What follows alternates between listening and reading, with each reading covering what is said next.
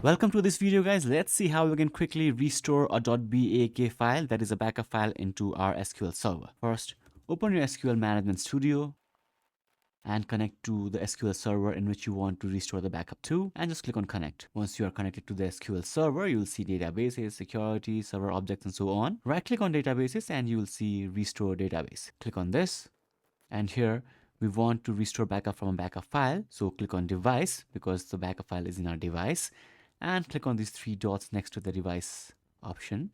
Here our backup media type is a file, it's not a URL, so select file and click on add. Now just browse to the directory where you have your backup file. In my case, it's in D drive and it's this backup file. And just click on OK. And now in backup media, your backup file will be listed. Select the file and click on OK again. And here it will read the database that is inside this backup file. Now, where do you want to restore this backup to? So you can create a database name that is same as the database name in the backup. Or if you want, you can choose another database that is already there in your SQL Server. I'll choose to just create a new database with the same name as in the backup and just click on OK.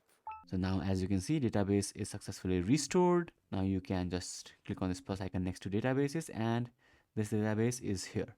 Now you can do any operations with it.